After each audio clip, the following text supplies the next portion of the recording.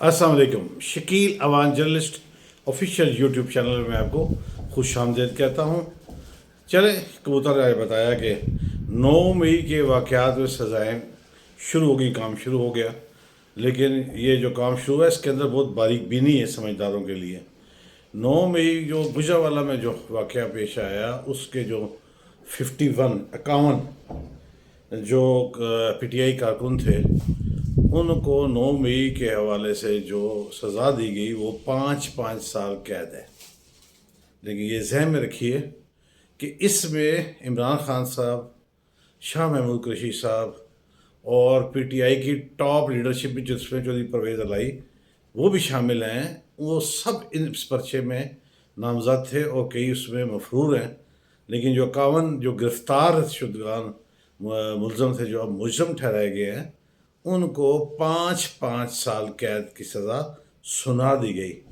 बाकी कानूनदान बेहतर समझते हैं, फैसला साज बेहतर समझते हैं, सियासी वर्कर और इक़्तिदार और रहनुमा बेहतर समझते हैं कि अगर एक पर्चे में किसी एक को भी सज़ा हो तो बाकी जो उसमें नामज़द लोग होते हैं जो कि मफरूर भी हों, साथ लफ्ज़ मफरूर भी हों, तो उनको बराबर की सज़ा मिलती है।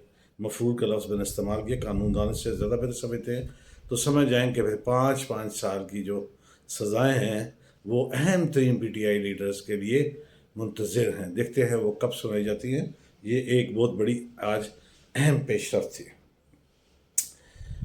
पेट्रोल कल बढ़ने लगा। आईएमएफ की तमाम शराइत मानी जा रही हैं और आईएमएफ की शराइत के तहत जो आइंदा बजट है जो इस में जून में आना है वो मनो अन उस पर अमल होगा। कोई भी अब रेजिस्टेंस नहीं है, याद रखिएगा। अब महंगाई जो है आपके कंट्रोल से बहुत बाहर है। जिनके हाथ में महंगाई है, जिन्हें करनी है, जिन्होंने टैक्स लगाने हैं, जिन्होंने 7 से 8 अरब डॉलर देने हैं, वो देख लें कि जो वो चाहेंगे वो होगा। और महंगाई पर का जिन अब काबू से बहुत बार हो चुका है। और ये ज़हन में रखिए कि अब गैस, पेट्रोल और बिजली इसको अब सस्ता करना एक ख्वाब नज़र आ रहा है मुझे। तो मेरे कबूतर की जो तहकीक है उसमें कम से कम 2 साल तक ऐसा होता नज़र नहीं आ रहा, कम से कम 2 साल। और ये 2 साल आईएमएफ की तमाम शराइत पर अमल किया जाएगा। इसलिए अब रोज़ बरोज़ महंगाई का तूफ़ान, अब ये पहले एक रमज़ान होता था जिसमें कहते थे कि खूब कीमतें बढ़ गई हैं, 444 4 मरतबा, 20 मरतबा, 100 मरतबा कहा जाता था। करीब रुपये की चीज़ 6 रुपये की भी हो गई है। तो अब ये 2 साल आपको अब ऐसे नज़र आएगा। खुदा करे कि कुछ ऐसा हो कि गरीब ज़िंदा रहने का अपना हक रख ले। क्यों कि गरीब के पास इतने पैसे भी नहीं कि वो इस मुल्क से बाहर जा सके और इतने भी नहीं कि इस मुल्क में रह सके। इसलिए जो जिस मुल्क में सिर्फ 2 साल में 30 लाख जवान मुल्क छोड़ के जा चुके हों, वहाँ आप अंदाज़ा लगाएँ कि महंगाई की यहाँ रहने की जो पाकिस्तान में सूरत हाल है उसमें महंगाई का और लाकानूनियत का कितना असर होगा। एक अच्छी चीज़ जो हुकूमत वक्त कर रही है कि अब टैक्स से कोई नहीं बचेगा।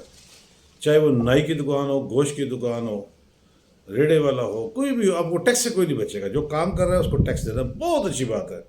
लेकिन ये ज़हन में रखें कि हमने उमरा की या ब्यूरोक्रेट की या इस मुल्क पे हुक्मरानी करने वाले किसी भी महकमे के आला अफसरान की बेगमात के लिए और उनके बच्चों के लिए कोक ले जाने के लिए जो गाड़ियाँ इस्तेमाल होती हैं, उन्हें बाहर घुमाने के लिए या उनके बच्चों की स्किटिंग के लिए गाड़ियाँ इस्तेमाल, उसका जो पेट्रोल है उसके लिए ये टैक्स नहीं होगा।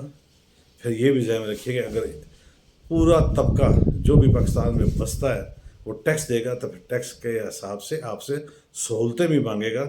और अगर फिर आपने अय्याशियाँ करनी हैं, अपनी औलादों को अय्याशियाँ करानी हैं और आपका बच्चा बड़े स्कूल में लाख रुपये महीना पढ़े और गरीब का बच्चा 100 रुपये भी दाना कर सके और उस गरीब का बच्चा फिर टैक्स भी दे, तो फिर ये हाथ हुक्मरानों और उमरा के गिरबानों तक पहुँचेगा।